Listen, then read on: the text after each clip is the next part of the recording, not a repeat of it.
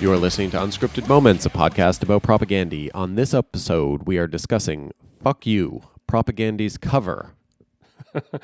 Yes, Propaganda's cover of D.O.A. And I just love that we're sitting right next to each other on the couch in your house right now, because whenever you said, fuck you, I was like, I just couldn't help but start laughing a little bit, because this is just so different than we normally do this. Oh, boy. Well, Steve, hello. We are doing an episode on Propaganda's most recent outlet of music into the world. So this is kind of fun because this is the first new material that has ever appeared since this podcast has existed. Which is kind of crazy because it's been 5 years, 6 years, 5 years? The first episodes of this podcast were in the summer of 2020. So we're coming up on, it's 4.5 years. It's crazy that, and it's 4.5 years, and I'm coming up on 2 years of I know. Like, to think that I could have done a college degree in the amount of time that I'm doing a podcast about this band, where we should have finished the songs a long time ago, but it just hasn't worked out that way, which is fine with me, whatever. Let's drag this out. I mean, we really are. We really only have a couple of songs left, and for some reason, we just keep managing to make it go on. But we are talking about Fuck You, from Propaganda's cover on a brand new compilation called No Escape from What You Are, a tribute to the band D.O.A. from British Columbia, Canada. So, Steve, thoughts on D.O.A.? So my experience and thoughts on D.O.A.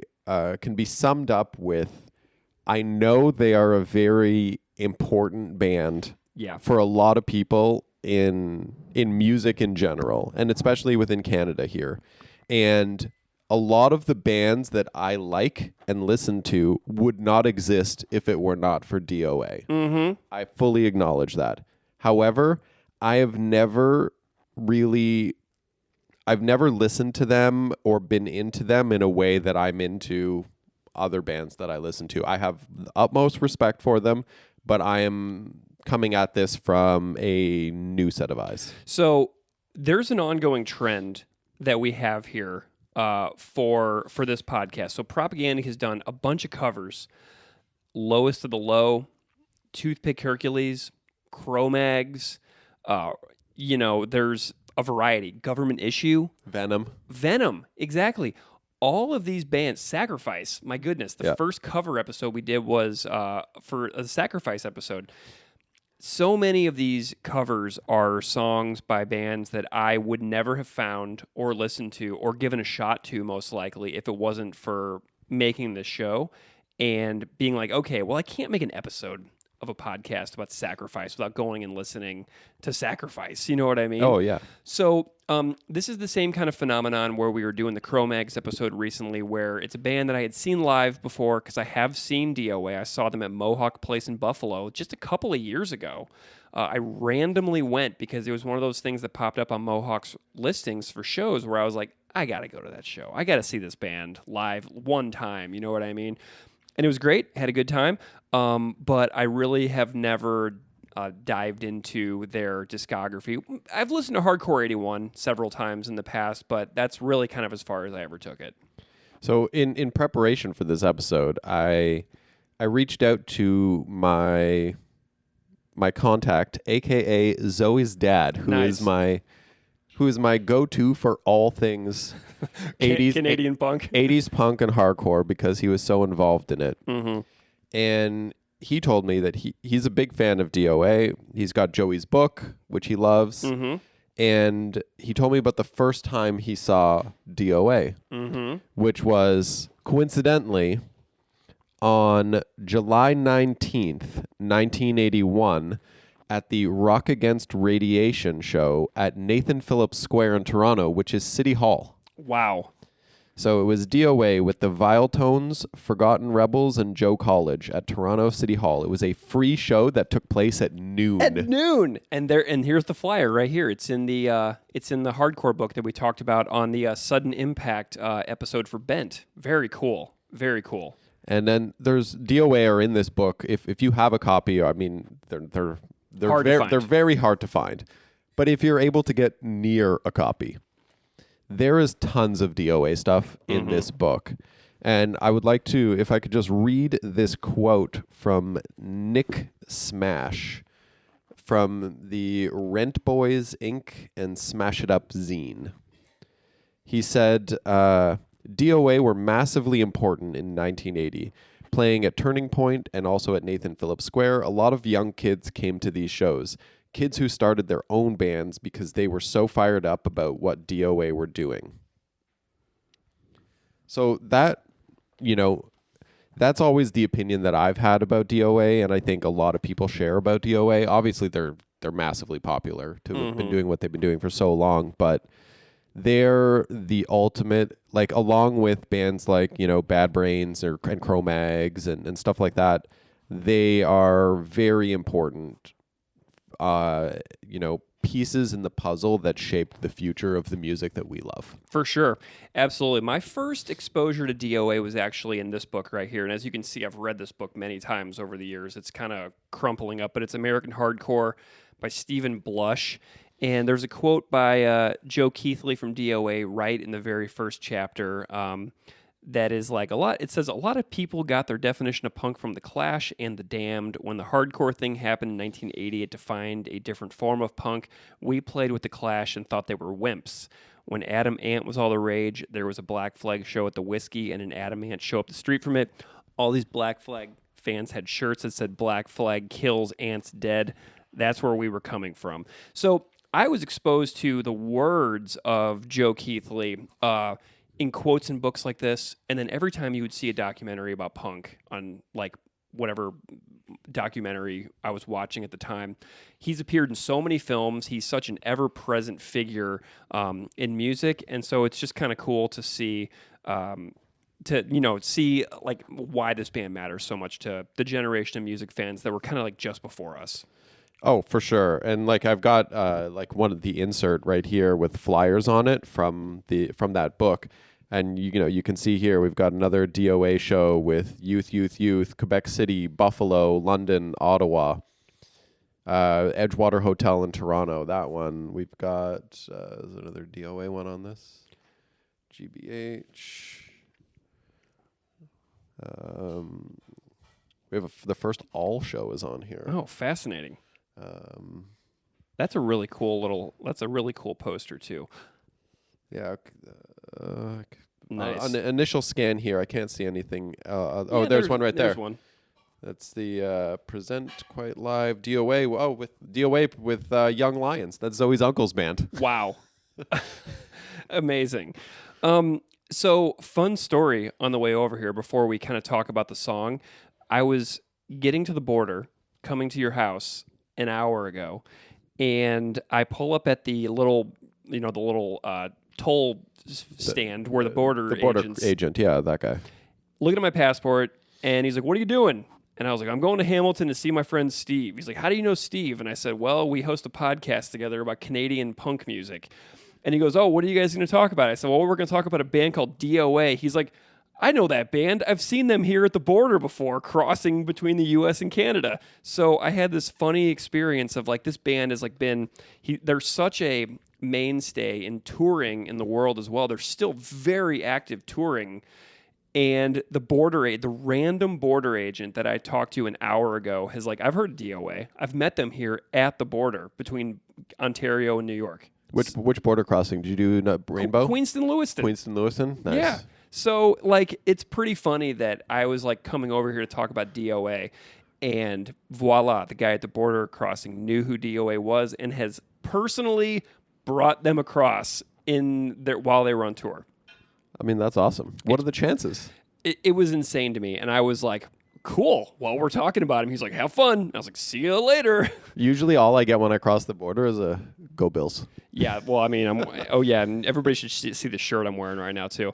Okay, so Propaganda recorded this cover over the summer in 2024. I think it was their first song they've recorded since Victory Lap. And so it's kind of like a foray back into recording. They did it at Private Ear in Winnipeg, like normal. Was it part of the new album recording sessions or a different sesh? No, it was like a standalone session where they recorded. It was a special thing, and then they went back in later and started working on the record. And they got it done. And it says it was mastered by Sean Holloway Chuck on the Propaganda YouTube release of the song.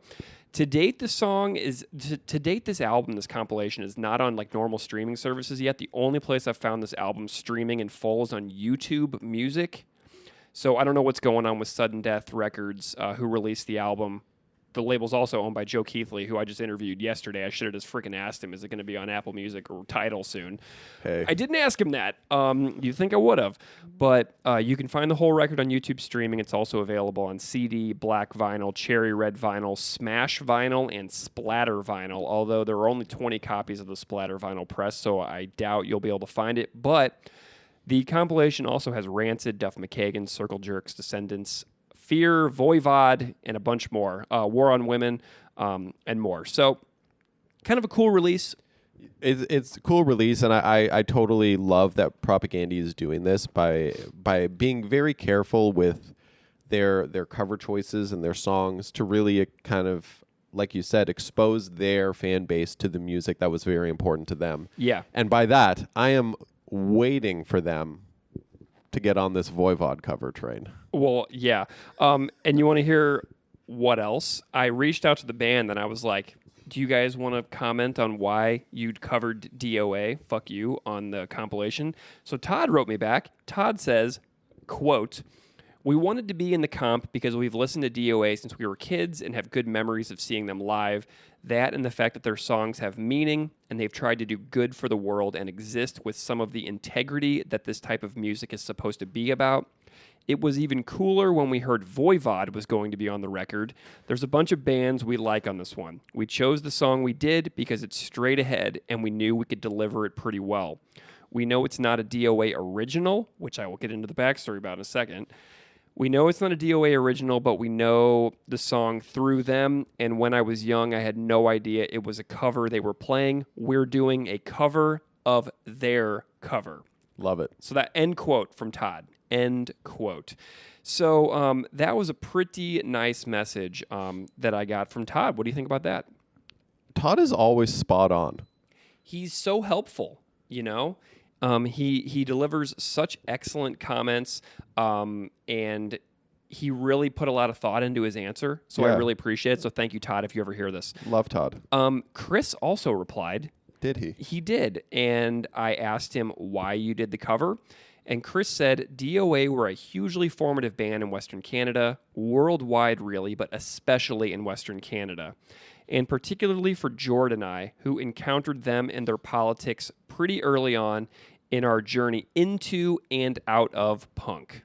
So Chris has a good enjoyment for this tune, and that was what he had to say about it. That's awesome. Anytime anyone from the band is able to contribute in any way to the show, that's awesome. So, do you want to hear a little bit of the origin of this particular song? Please do, because I've had this experience before where I've really, loved a cover, and then many, many years later realized that actually it's a cover, not an original, and Yeah. So Jerry Hanna, who was popularized in the band The Subhumans, wrote the song, and there's a version that exists by three bands that we're going to talk about. The Stiffs. We don't care what you say, fuck you. We don't care what you say, fuck you. Tell your friends that we're really sick. The Subhumans.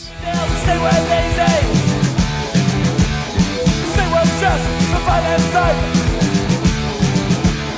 Turn it go, not be right. We don't care what you say. Fuck you. We don't care. And D.O.A.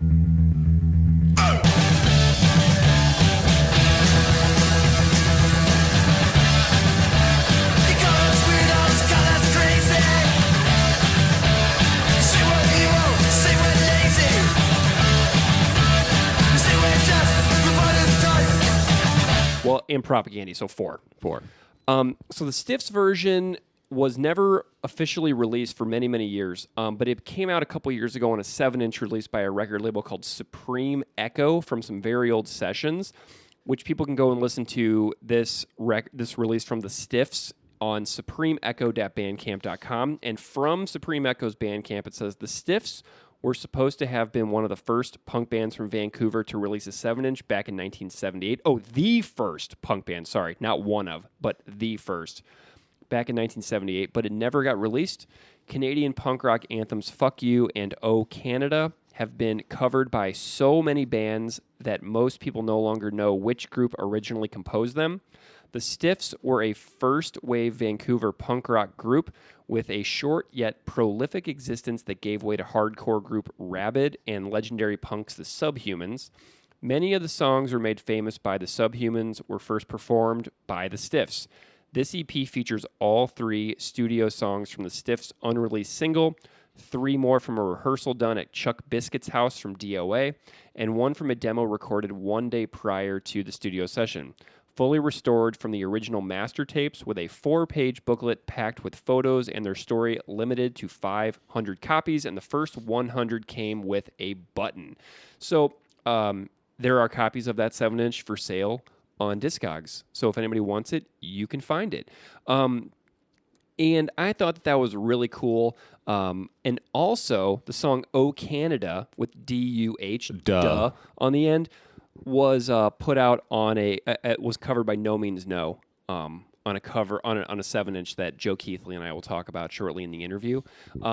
And then the D.O.A. version, Joe Keithley from D.O.A. is on the podcast, and he tells the story of D.O.A.'s cover better than I can. So I'm not gonna tell Joe's story. So yeah, that's a little bit of the story. It's kind of like it's like a doll that has many layers packed inside of each other. So yeah. That's do you want to go to the interview, or do you want to talk about the Propaganda version first, or how do we want to do this? Well, let's hear from Joe Keithley. Okay. Joe Keithley, aka Joey Shithead from D.O.A., is here on the podcast. I interviewed him. It's a short, quick interview. Not my forte, short interviews, but Joe and I hung out the other day to talk about the cover, to talk about Propaganda's version, to talk about the sort of the origin and the life story of this particular song. And we had a really great time. So this is my interview with Joe Keithley from D.O.A. Enjoy. Tell your friends we're really sick. Short-head freaks on a coming trip. You should know 'cause you're so cool. Number 1, nobody's fool. We don't care what you say, fuck you. We don't care what you say, fuck you.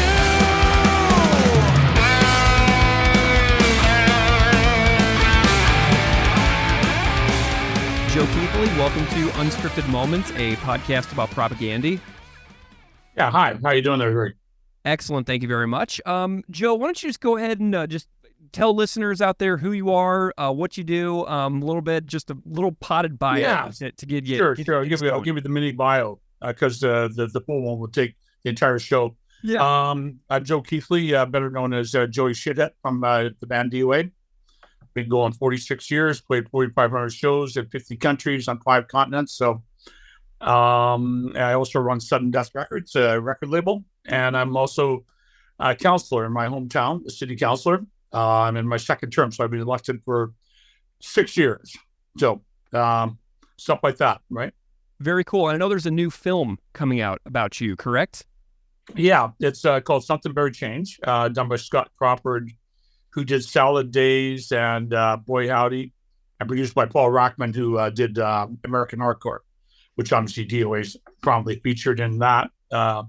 So that, yeah, it's half about D.O.A., probably more weighted with my activism than getting into politics, that kind of thing. So it intertwines the two. There's lots of punk rock in, but there's lots of political action, and I just... Awesome. Well, Joe, I want to chat about the new DOA tribute record, No Escape Yeah, from here we What go. You Are. There you go. Got a copy of it right there. What color is that record that you're just holding up? Is that a color copy? Oh, there you go. There's a red vinyl right there. Yeah, so Awesome. there's a bunch of variations. That's what we do as labels, right? Yeah, tell me about the different variants. Do you have any like pressing information on the different colors that you did? Yeah, we did. Well, there's obviously black vinyl. There's red. This one's called Smash, which is like black.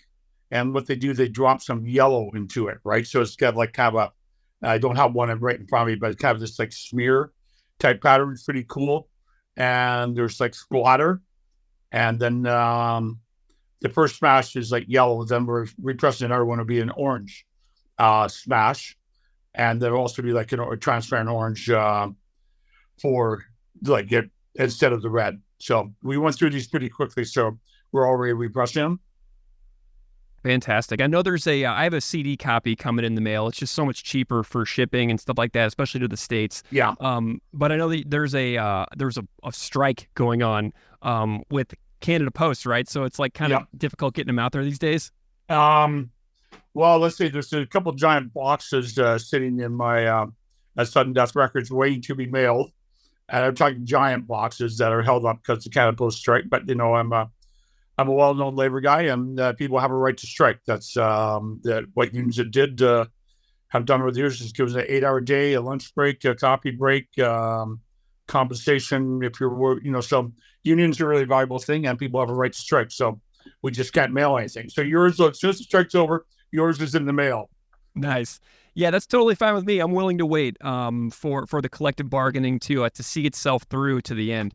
Yeah. Okay, so tell me about the origin of this DOA tribute record. How did this thing come to exist? Yeah, probably about a year and a half ago, like probably after a show, because we always get back to the hotel and sit around, have a few beer and talk about the show and talk about the interesting people or the absolutely insane people that we met that day, right? Which happens every show, right? There's a mix of the two. And my drummer, Patty, suggested, why don't we get a bunch of our punk rock friends to cover D.O.A. songs, right? So we did. Obviously, Net Propaganda's one. Obviously, Rancid, Circle Jerks, Adolescence, Voivod, Slime Fear. My buddy Duff from Guns N' Roses did 2 tracks, so MDC, Deep X from Ireland, a couple of guys, Ray and Klaus from Dead Kennedys. I sing on that one. I tried to get Biafra on, and he almost did, then it didn't work out, right? So then, and Descendants that do also a great track too. Yeah, I was listening to it. I know it's streaming on YouTube Music right now. That's the only place I've been able to hear the whole entire thing so far. But I know that you and Duff recently appeared on Turned Out a Punk as a joint episode as well. So if people want to hear you and Duff chatting together, that's a really great episode that I recently enjoyed too. But that's pretty cool that you sang on the Dead Kennedys track. Is it you and then the other 3 members of Dead Kennedys besides Jello? Well, Darren DH is not around anymore. Right. He rests his soul. Like, he was a really good buddy, and what an incredibly talented drummer. He was like so good. So they had another drummer who I haven't met. And so they did the track and sent it up to Vancouver, and I sang on it. And then, so we did the old D.O.A. classic Smash the State, and which was originally on Hardcore 81, right? So, so we got that done, and it was pretty cool. Like, I was friends with all 4 of those guys, right? So, I know they argued and stuff like that. I just don't want to take sides as all 4 were friends, and still are. Yeah. Well, not Darren, he's not with us, but he was a great friend of mine. Yeah, that's very cool. Okay, so Propagandy, as you know, you're on a Propagandy podcast. Every episode about this podcast is about a different Propagandy song. What is your awareness of the band Propagandy, being like a couple of, Canadian bands, been around for a long time? What's your relationship or awareness of them just in general as a person in Canada who loves music? Yeah, we've only played with them a few times. So one time in particular was outdoor festival. I want to say it's either in Holland or Belgium. I can't remember. Probably about 5 years ago, with multiple outdoor stages and stuff like that. And that was great because I went back say hello to those guys, and they were like super friendly, great guys. And I think this is the great thing about Propaganda is they picked up not just because of us, but in a similar manner that on on incorporating politics in the punk rock, like really heavily, right? So just as D.O.A. did, or the Dead Kennedys, or the Clash, among such. There are other great examples too, right? But those four come to mind. So they have a great reputation, great band, and they've done all sorts of good music and stood up for all sorts of good causes as well. Yeah. Awesome. Were you a fan of the band? Do you follow what they do? Well, I knew the records. I see them play, and I thought they were great. I'm not a guy who buys a lot of records. I had a great punk rock record collection. And in '85, I went to California. D.O.A. came back, and all the records got ripped off. I had all the early stuff, right? It's all gone. Probably worth a fortune, but what can I do, right? I never got back, right? So yeah. So I do not really collect records, right? So which may sound strange to some, but it's true. Yeah, but no. I'm a fan of those guys. Yeah. Awesome. Well, okay, so the song that they cover on the tribute record, Fuck You, has a really interesting history, and I realized that it's kind of like one of those like dolls that like there's like a layer, like the dolls that are all Russian dolls, each other. Yeah. This song is like that, and I'm wondering if you can just kind of tell me the history of this particular song, because it's super fascinating. Yeah, well, we had a band before D.O.A. started, before the Subhumans started, and we were called the Skulls, and not to be confused with the Skulls from L.A. We were from Vancouver, obviously, and we thought we'd move out to Toronto, and then maybe to England. So we went to Toronto for the horrible cold winter of snow, which us West Coast guys aren't used to, right? So, and we got out there, but Jerry Hanna from later on Subhumans, and one of our guys I grew up with, right, 2 blocks away from me, he came out with us, right? And but he didn't have a band, but we practiced in the basement of this old house, and he was sitting there writing songs. So we kind of made this like a throw together band. I think I drummed, and Dimwit played bass, and Simon played guitar, and then Jerry sang, and something like that. And he came up with a bunch of songs that later became Subhuman staples. And one of them was like "Fuck You." And, that's a really good song, right? So that was like part of his creative genius. Like, he's really one of my best friends growing up, right? Like Wimpy and Dimwit, rest their souls. Those two guys, Jerry and I, were like the 4 best friends during high school, and it formed some of the most terrible rock bands ever heard during high school, right? I'm lucky the tapes are not out. I'd be ruined. Yeah, what's the story of the Stiffs as well? I was finding some information about the Stiffs too. Yeah. So, anyways, when the Skulls broke up, I moved back to Vancouver in February '78, and started D.O.A. I found Chuck, I found Randy. That was obviously a great trio, and then Dimwit and Jerry got the Subhumans going, but I guess Jerry was involved with the Stiffs. It was like Jerry, Sid, maybe Zippy. I can't quite remember. It's going back quite a ways, right? So, and they did a few recordings together. They played some live shows around Vancouver. They never got like traveling like D.O.A. the Subhumans did, instead up and down the West Coast, right? So, so it was like kind of a short-lived thing, but it was like more of our friends with another band. Mm-hmm. So then Jerry, who wrote the song, then goes to Subhumans. It becomes a Subhuman song as well. And then when does D.O.A. start doing it? Because I know that you all recorded it very early on too. Yeah, we did it in I want to say '83, after Jerry got arrested being part of the Squamish 5 or Vancouver 5, whatever, right? And believe me, I'm not endorsing what they did. Solving problems is better done in a peaceful way, and not with blowing things up, shit like that, right? So I don't endorse that. But he's a buddy of ours, so we wanted to do something to help with his legal fees, because we knew that could be like enormous, and he didn't come from like a rich family, so we put together a benefit record, and on one side was Burn It Down, I believe, and the other side was Fuck You. We just wanted to do. It was easy to do, and it just worked out, right? Yeah. So it came out on a 7-inch as well before it came out on the compilation record that it came on later on. I think it was like Bloody Not Unbowed. Bloody But About. Yes, it's just a 7-inch single. Okay. Which are not hard to find, but a little bit hard to find. Got it. Okay, cool.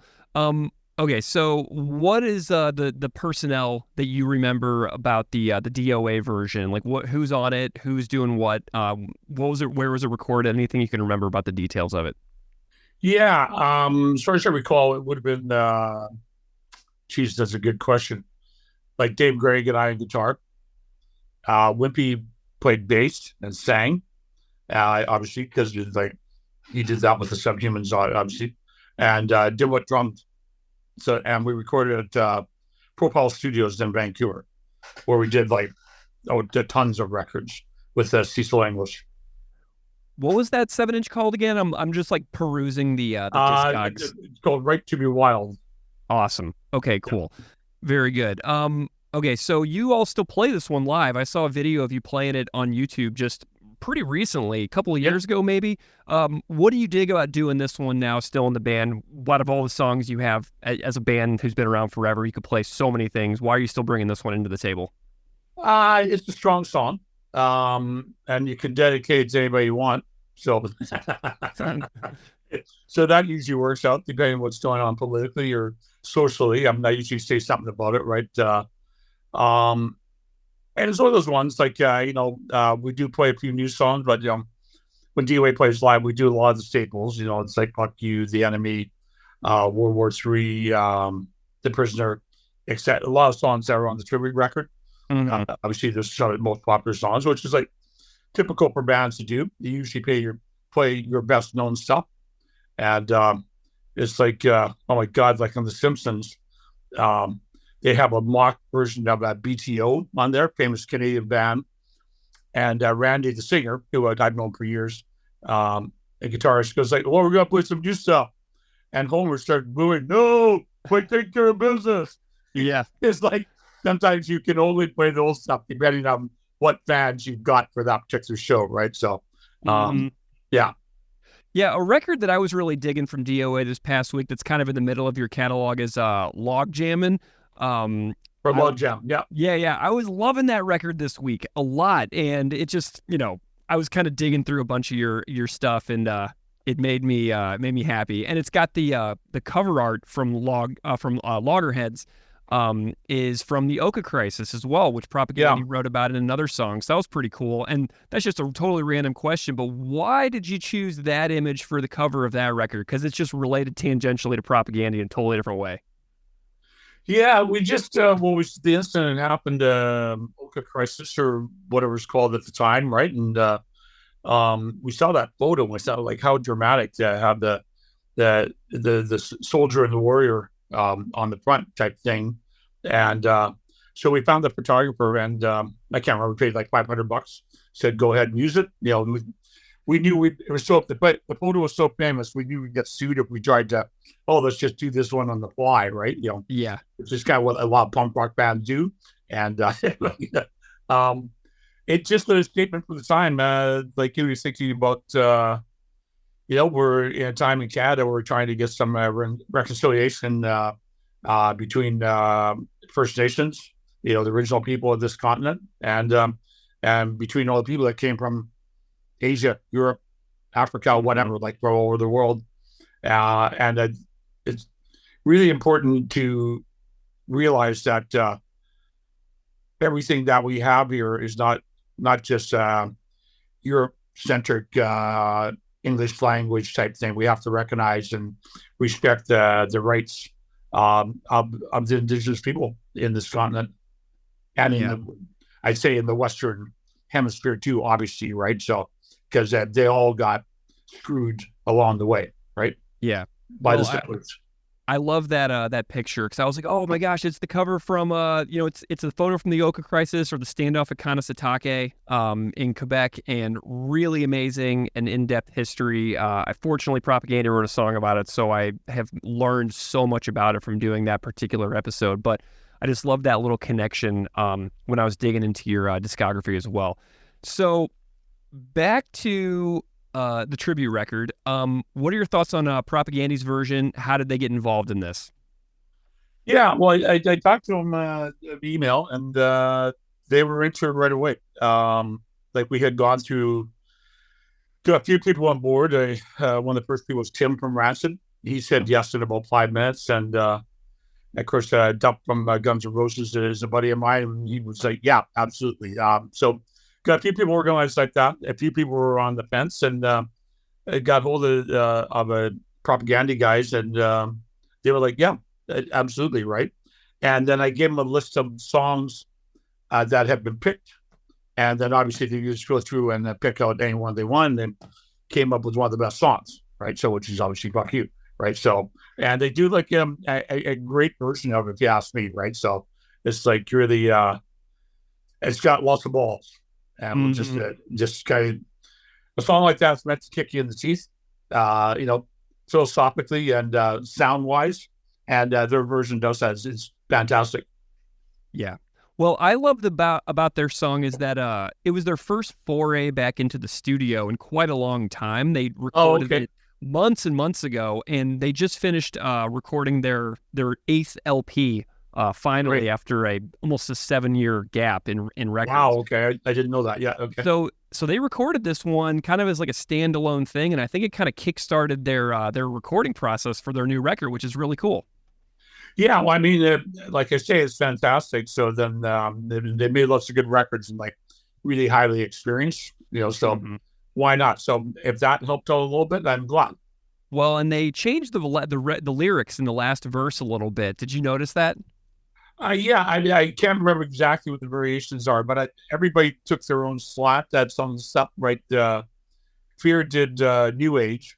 Yeah. And Lee took a really interesting tack with the vocals, did all sorts of things that I didn't do. But I think when you do a cover, that you should put your own take on. Like, what's the point of trying? Oh, we're going to make it exactly like this, because like the bands on this record are great bands. They're not cover bands. I mean, we've all recorded cover songs at times. D.O.A. probably has recorded like 15 cover songs, right? Because we think, oh, that's a great song. Let's do it. Throw it on this record. It's just one of the kinds of things you do as an artist. Well, speaking of New Age and speaking of Jerry Hanna, I couldn't believe it whenever I realized today that this No Means No, Oh Canada New Age 7-inch was directly related to the conversation we were going to have, because I had forgotten I even owned this, but I was looking at that Stiffs track listing on Bandcamp, and I was like, oh, Canada. So I went over and I pulled this out. Boom. It's on this No Means No 7-inch. And then your track, New Age, is on this 7-inch too. I think this came out in 91-ish. But yeah, do you remember this thing? Yeah, sure do. I mean, the No Means No guys, we played, D.O.A. played in Victoria, I want to say like about 83 or something like that. At the university there, like a lot of people, and some guys didn't like us. They started chucking some stuff. Hit Randy in the hand, and his hand was bleeding. So then they kept getting more aggressive. So finally, we just said we challenged them to a fight, and we picked up mic stands and cymbal stands, and they ran for it, right? But John and Rob Wright, that was the first punk rock show they've been to, and they told me later, like, what? Whoa. Holy crap. So that's what punk rock's like. This is pretty interesting. You ain't like, okay, you want to do that? We're going to take care of you, right? I mean, nothing happened. Those guys ran off, right? So there's no bloodshed except for where they cut Randy's hand with a beer bottle, right? So. Love it. Well, Joe, my last question is if there's ever been any updates on the stolen D.O.A. stage banner. Oh, yeah. Yeah, we got that back. Oh my God. I don't want to get into all these details, but our band got broken into in Spokane, Washington, 4 years ago, around then, right? And they must have spotted us at the gig and then followed us up to the hotel. And fortunately, we had backed the band against a tree, so they could only get some stuff out that they just couldn't get the guitar heads or the cabinets. So they grabbed a snare drum, some merchandise. And, we always take, we don't leave the guitars in the band, only idiots do that. Right. So, cause you're going to lose them. Right. Unless it's just $100 guitar, you don't care. Right. So, and then, I got a mysterious call from this person, said she had a bunch of DOA stuff, but she wanted money to get back. And I'm just listening. It's like, okay, this is like absolutely a highway robbery, right? So I had, they had one price, but I sent my friend Dusty, musician from Spokane, down to deal with her, and he got most of the stuff back. We didn't get paid snare drum back, which is too bad. It was a really great snare. And, we didn't pay too much money. It took a couple $100, right? So it wasn't too bad. Hello, Cat. And so, yeah, that was unfortunate. But it as just a lesson to musicians, be careful. Don't let people see where you're going. Don't leave the really valuable stuff in the van. Don't assume that the world is honest, because it's not. Well, I'm really glad to hear that you got that back, because I was following that story a couple of years ago, and I just kind of lost the thread eventually. But I am delighted to hear that it has returned. It was like in Spokane. It was on front page news. It was on their local television station, on the radio, and people were offering rewards to get stuff back. The community was really, really helpful trying to get stuff back, and eventually we got most of it back. So that was cool.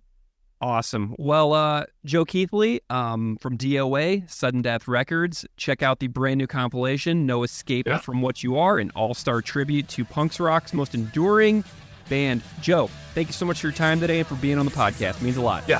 Thank you very much for having me. Cheers.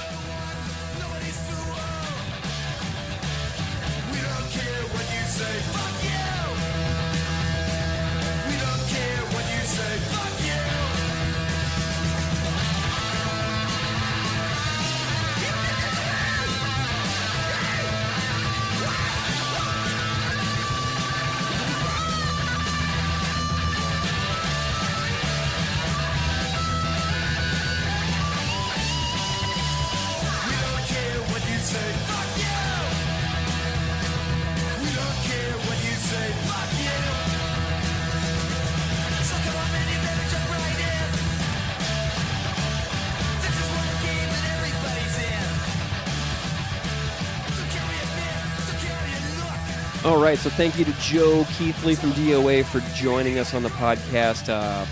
And it really is cool, the opportunity to talk to people like, Joe Rico from Sacrifice, Joe Keithley from D.O.A, Paris Mayhew from the Cro-Mags. Like, doing a podcast like this is like immersing yourself into music history and just seeing what opportunities I can pursue. Like, I emailed Sudden Death's merch guy who runs their merch store, and I was like, hey, can I interview Joe? He's like, yeah, no problem. And like 2 days later, Joe and I were on a call together. That's awesome. So real cool experience to talk to Joe Keithley, a person who I've seen in multiple films over the years, and to be able to just chat with him for 25 minutes was a real pleasure. It's funny, so Zoe and I went to Vancouver in end of April, beginning of May this year, to visit some family and do some stuff out there. And while we were there, Zoe's cousin talked about how Joe came to their door doing some campaigning because they live in his district. No way.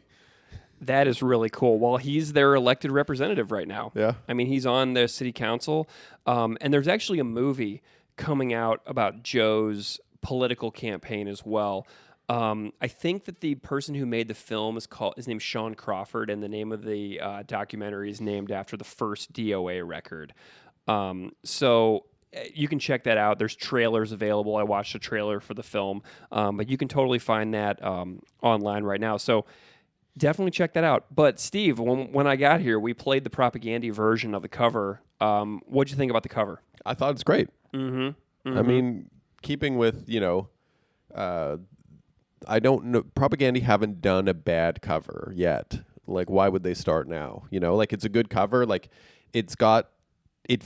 When you're listening to it, it feels like Propaganda. Oh, it does. It's got the Propaganda sound. Yeah. It's like you've taken this other song and you've just ran it through the Propaganda machine, and it just came out the other side. Yes, it is.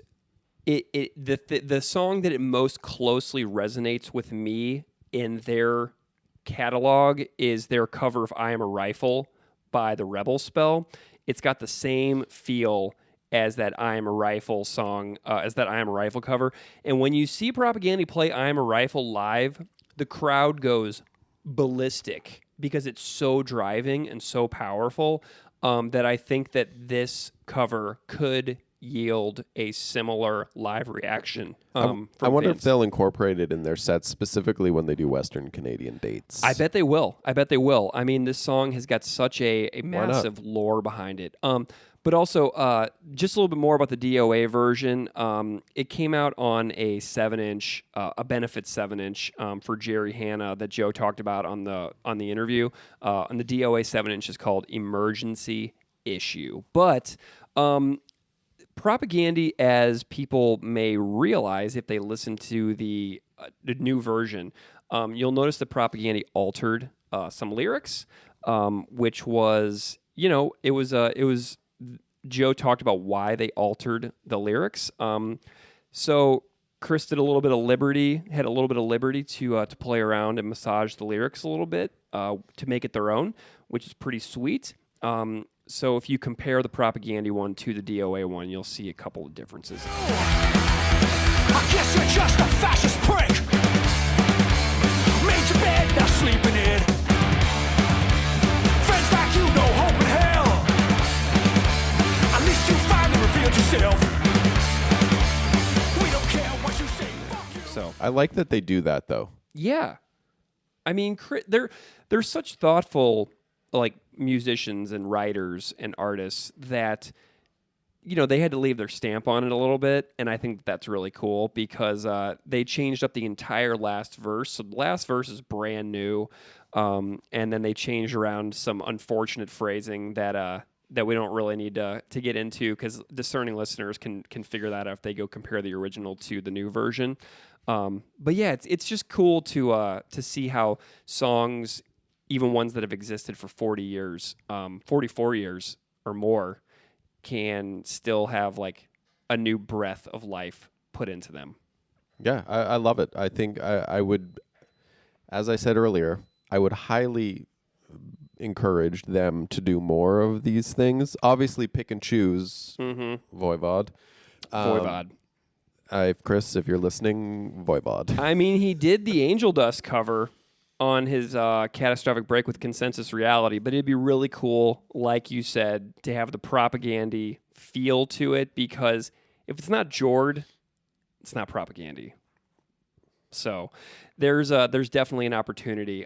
Even though Chris made the Voivod cover with Beeve and Agassi, it would be awesome if he did it with Todd and Jord specifically, and obviously Sulin ideally would be involved, but it's really cool. So any other thoughts on the Propaganda cover of Fuck You by D.O.A.? No, I think we've said everything we can say. Awesome. We'll go listen to the original version by D.O.A., which obviously their version is a cover of the Stiffs, and then go listen to the Subhumans version. If you've never heard the Canadian Subhumans, go listen to them too. Go check them out. They're legends in this part of the world. So, listen to D.O.A. D.O.A. deserve your ears. Yeah. Give them to them. Yeah. So I have been enjoying the Loggerheads LP by D.O.A. I listened to that today. Yeah, and something that I love that D.O.A. does, and I know I'm extending this episode a little bit now, but I like how they consistently point the mirror at Canada. They're not just like, oh, the U.S. They have a lot of songs that are very critical of their own country, so it's really cool to see D.O.A. kind of leading the charge as far as critiquing the government of Canada, because bands like Propaganda continued that tradition. They walked so they could run. Yeah, and go look, even if you don't listen to D.O.A., go look at the cover of the Loggerheads LP from 1993, because it is the image of the standoff at Kanesatake, otherwise known as the Oka Crisis in Quebec, and it is a song. It's an album that has the image that we talked about a lot in, I think it was episode 51, our Oka Everywhere episode, when we talked about OK Everywhere, we did a huge, massive deep dive into that entire event, and you can see it right there on the cover of DOA's Loggerheads LP. So go scope that out, because there's another little point of contact and connection between Propagandy and DOA. So yeah. That's great. Awesome. Well, Steve, we're gonna eat. We're gonna eat. So I'm at Steve's house right now, everybody. So we're recording this episode in person. Zoe is making dinner, and it smells delicious. I am starved. So thank you, everybody, for listening to our episode about Fuck You by Propagandy, DOA, the Subhumans, and the Stiffs. Originally written by the Stiffs, and we will see you on the next episode. Thank you so much for listening. Make your bed, now sleep in it. Friends like you, no hope in hell. At least you finally revealed yourself. We don't care what you say, fuck you. We don't care what you say, we don't care